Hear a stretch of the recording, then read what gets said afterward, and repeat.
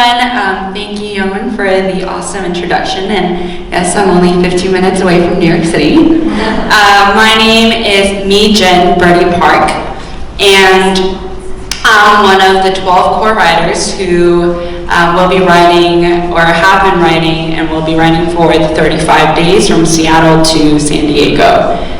And today I wanted to share a little story from my childhood. And please don't mind me if I look down a couple of times. I've written down some notes, and I feel like maybe if I get a little nervous, I might forget. So I'm gonna use that as a little cheat sheet.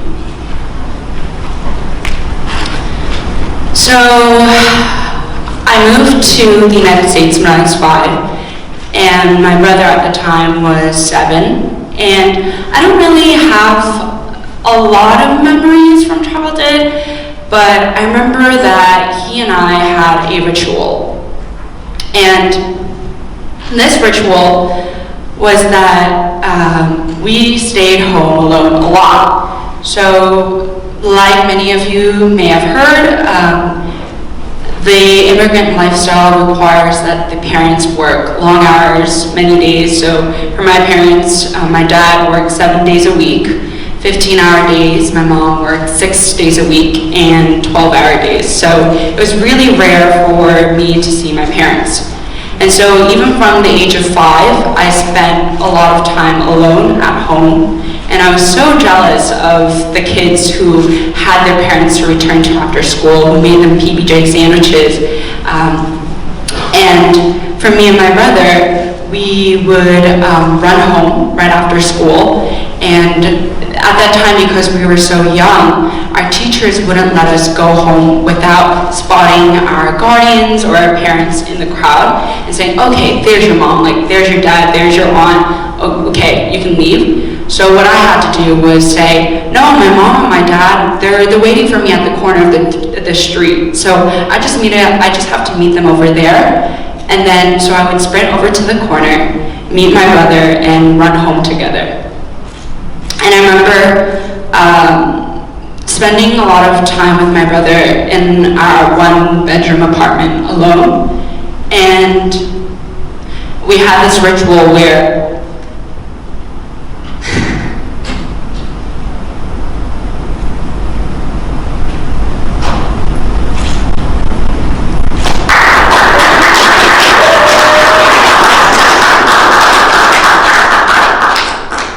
the sun would begin to set, and my brother would get so anxious.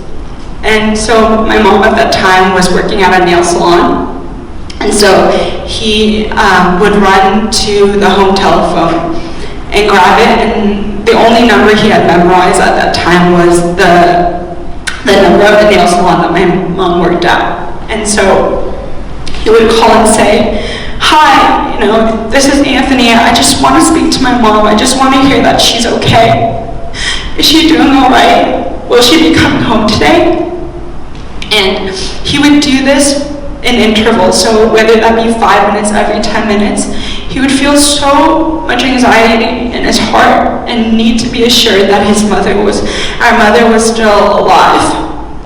And for the first couple of calls, the owner of the nail salon would accept it and say, yes, she's doing fine, we need her work.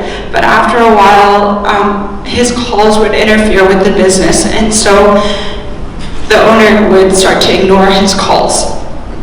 And so he would grab my mother's t-shirt from the closet and bury his face into it and start to cry.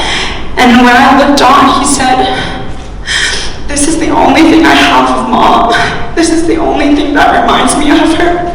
And then he would get on the bed, kneel down, and bow, and pray to God that he'd bring her safely home today, just as he had the day before.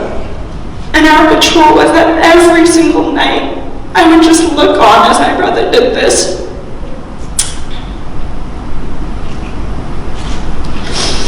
But even still, we couldn't tell anyone what our home looked like, how lonely it was, how much we missed our parents, because we always constantly lived in fear. And The adults around us, our family said, if anyone finds out that you are home alone, DIFUS will come and get you and steal you from your parents, and you'll never be able to see your parents again. And so I remember keeping my mouth shut and just sprinting home.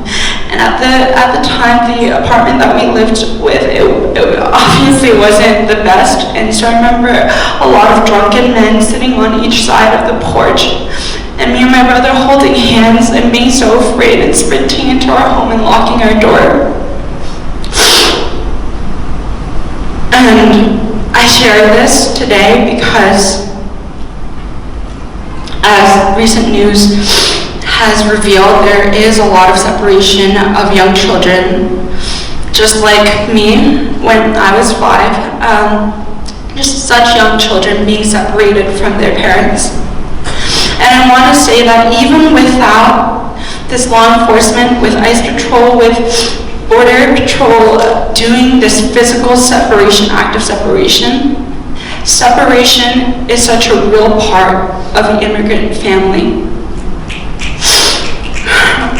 And today, I participate in this journey to justice to keep these families together.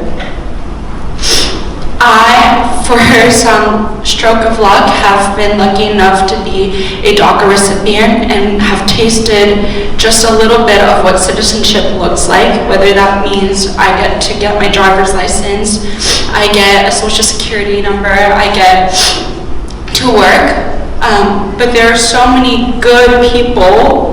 There are so many better people than me. There are more than 11 million undocumented immigrants living in the U.S. today, 35,000 inter-country adoptees who don't even know what home country looks like other than the U.S., who don't have even the little opportunity that I have.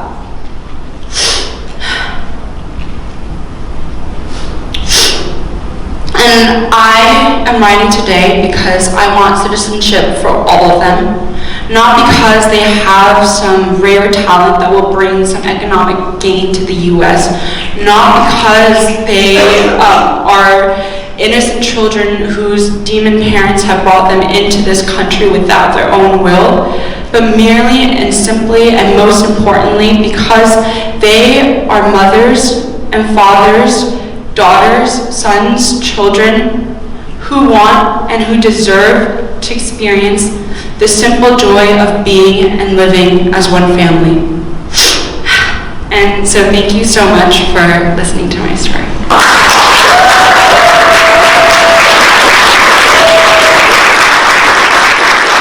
Thank you, Bertie. So as I was introducing about our organization, I have